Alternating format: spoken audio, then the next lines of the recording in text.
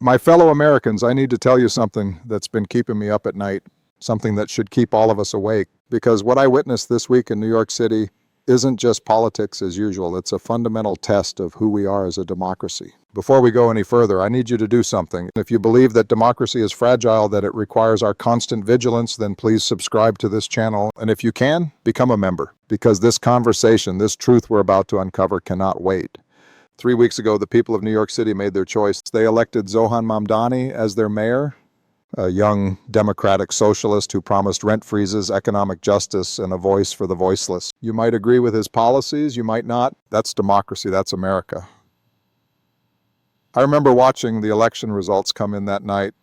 I was in my study, Michelle was reading beside me, and my phone kept buzzing with messages from political analysts, all surprised by the margin of victory. Mamdani didn't just win, he won decisively, 58% of the vote. A landslide by any measure. The son of Ugandan immigrants, he had worked his way through Columbia Law School, served as a public defender, and spent years organizing in Queens. His story was quintessentially American, the kind of story that used to unite us regardless of party. The kind of story that proved the promise of this country still burns bright. But something happened that I've never seen in my decades of public service. The election ended, but the fight didn't stop. Instead of the losing side saying, we'll fight you on policy, but respect the will of the people, something darker began. Members of Congress, led by the current administration, didn't just oppose Mamdani's agenda.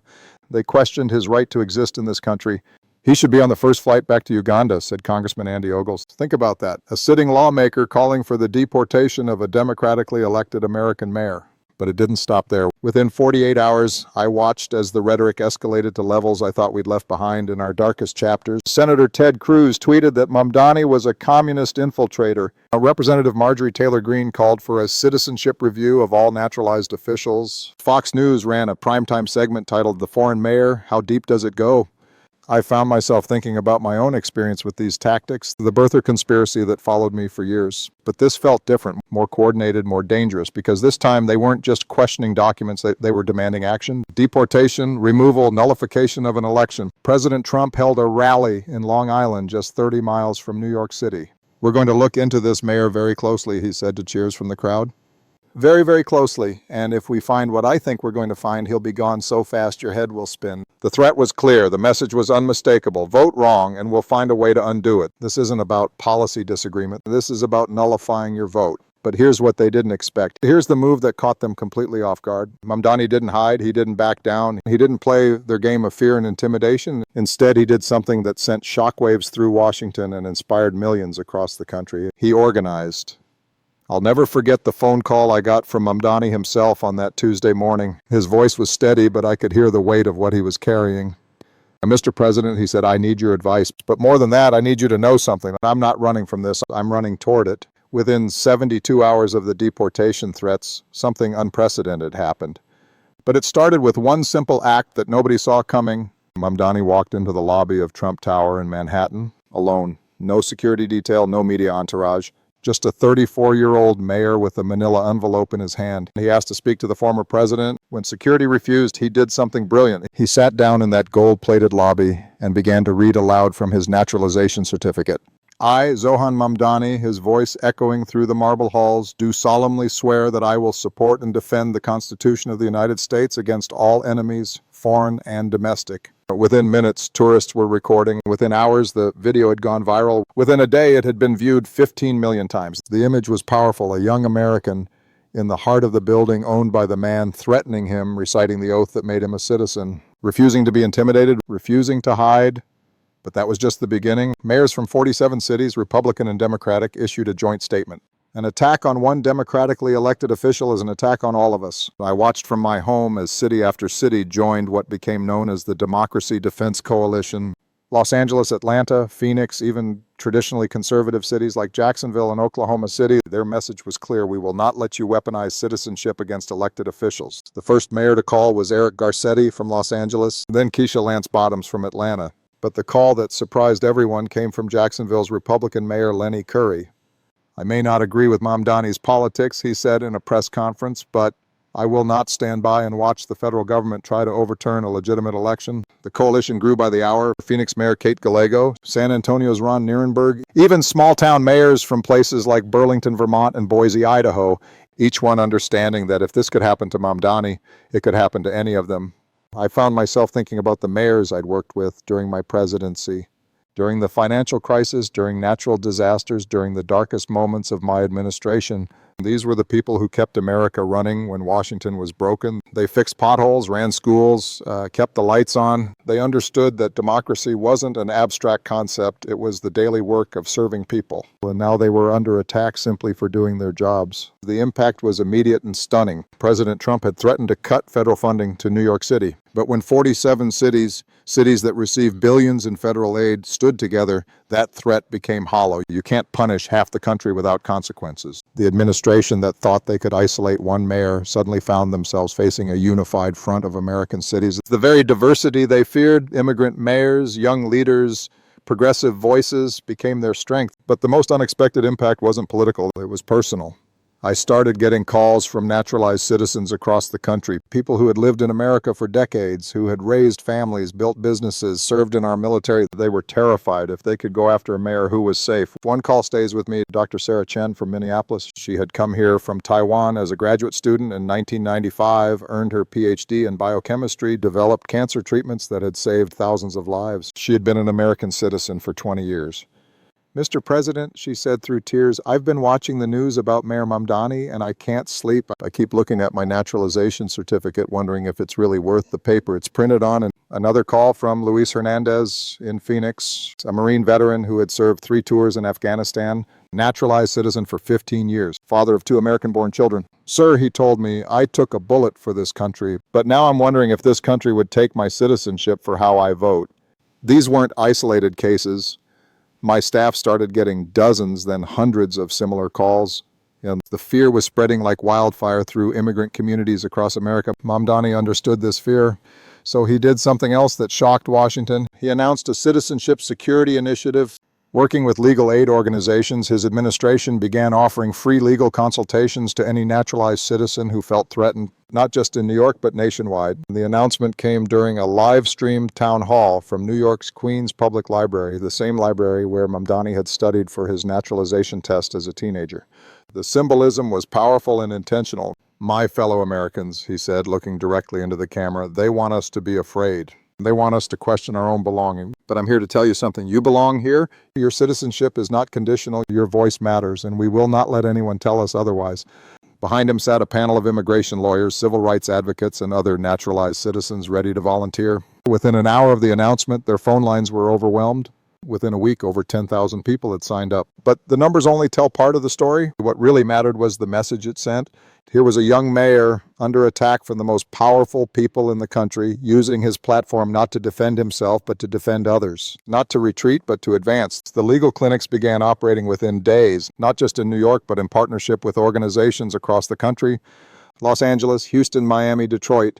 Each clinic staffed by volunteer lawyers, many of them naturalized citizens themselves. I remember seeing the photo from the first clinic in Detroit, a Somali-American lawyer helping a Mexican-American veteran understand his rights. A Vietnamese-American paralegal comforting a Guatemalan-American teacher who was afraid her citizenship might be questioned because she had spoken out at a school board meeting. This was America at its best. This was what they were trying to destroy. The message was powerful. We protect each other. We stand together. You are not alone. This is when I realized what was really happening. The GOP thought they were attacking one man. Instead, they had awakened something they never intended, a movement. The backlash against the backlash was swift and overwhelming.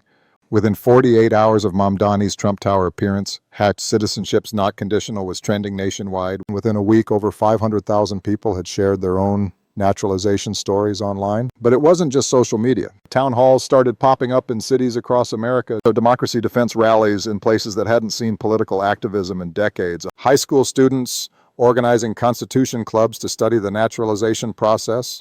College campuses hosting citizenship workshops for immigrant students. The movement transcended traditional political lines. I saw Republican veterans defending Mamdani's right to serve. I saw conservative business leaders condemning the deportation threats.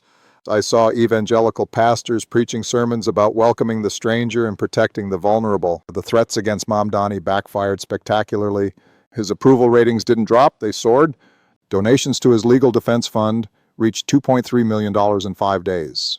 Young voters who had never participated in politics began registering in record numbers. But perhaps most importantly, it exposed the true weakness of those making the threats. The cracks in their facade began to show almost immediately. When Congressman Ogles was asked on national television to provide evidence of Mamdani's alleged citizenship violations, he couldn't. When pressed on the legal basis for deportation, he stumbled. When challenged on the constitutional implications, he walked out of the interview. But the real moment of truth came during a heated exchange on CNN. Anderson Cooper had invited both Ogles and a constitutional law professor to discuss the case. Congressman Cooper asked, "Can you cite the specific federal statute that would allow for the deportation of a naturalized citizen who has committed no crime?" Ogles shifted in his seat. "Well, Anderson, there are many complex legal issues." "I'm asking for a specific citation," Cooper pressed. "You're calling for this man's deportation on national television. Surely you can point to the law that permits it." Silence. "Then I'll have to get back to you on that." The professor looked directly into the camera. "There is no such law," she said quietly. What the congressman is suggesting is not just unconstitutional, it's impossible under our legal system." And the clip went viral within hours. Map site law became the top trending hashtag. Legal scholars across the country began writing op-eds explaining exactly why the GOP's threats were not just morally wrong but legally impossible. The administration that had seemed so powerful, so threatening, suddenly looked incompetent. Their weapon of intimidation had been revealed as a paper tiger. The emperor had no clothes. You see, their entire strategy was built on fear that people wouldn't ask questions, wouldn't demand evidence, wouldn't stand together. Mamdani's response shattered that calculation. He turned their weapon of division into a tool of unity. And I've been thinking about this a lot because I remember another time when my citizenship was questioned. The birther movement tried to delegitimize my presidency for years, but there's a crucial difference between then and now. I remember the first time Donald Trump questioned my birth certificate on national television. It was 2011, and I was in the Oval Office when my chief of staff walked in with a transcript of Trump's interview. "You need to see this," he said. I read Trump's words. He doesn't have a birth certificate, or if he does, there's something on that certificate that is very bad for him. The accusation was absurd, but I could see the calculation behind it. Plant a seed of doubt. Make people question my legitimacy. Make them wonder if the first black president was really American at all. For months, my staff urged me to ignore it.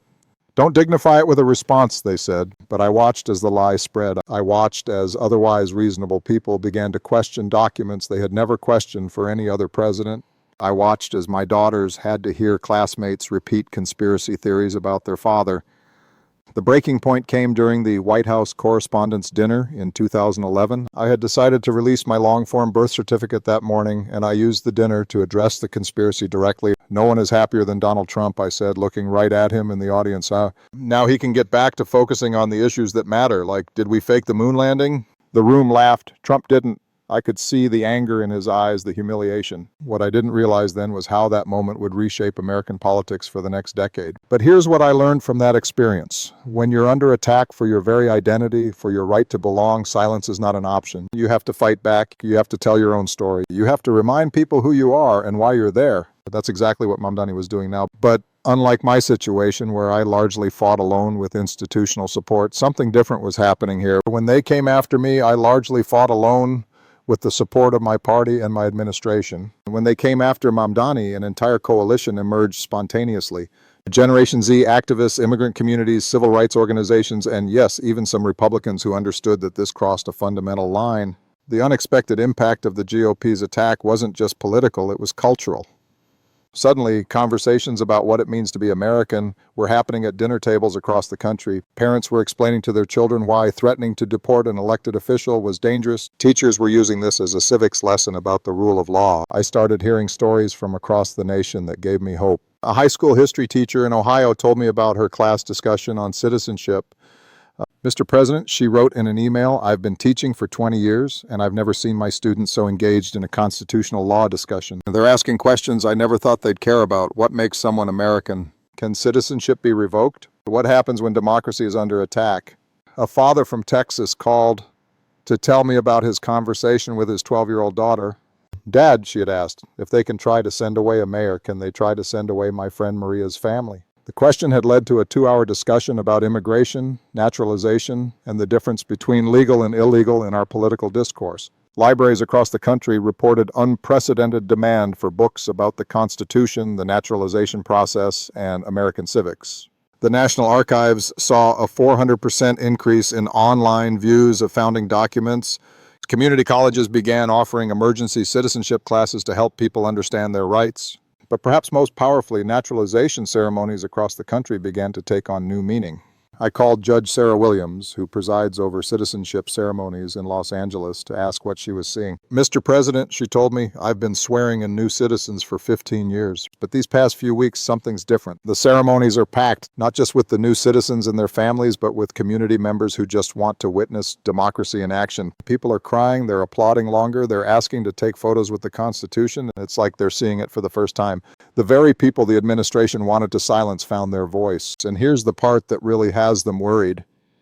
This isn't stopping with Mamdani. The Democracy Defense Coalition has announced plans to support any elected official who faces similar attacks. They're building a legal defense fund, a rapid response network, and a voter mobilization system.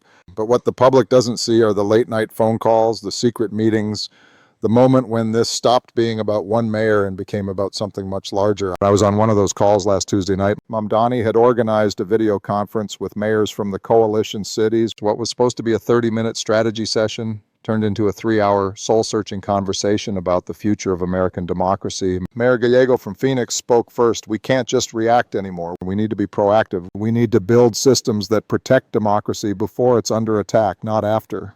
Mayor Curry from Jacksonville, the Republican who had surprised everyone by joining the coalition, was more direct. I've been a Republican my whole life, and I'm ashamed of what my party has become.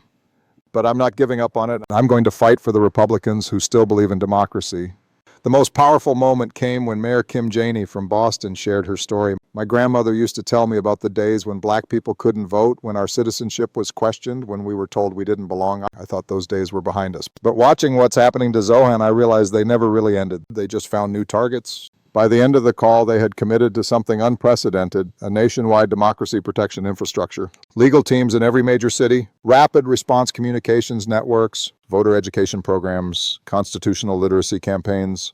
What started as a defense of one mayor had become a comprehensive pro-democracy movement. The first test came sooner than expected. 3 days after the call, a city councilman in Miami, a naturalized citizen from Haiti, received a letter from a Trump-aligned organization questioning his eligibility to serve.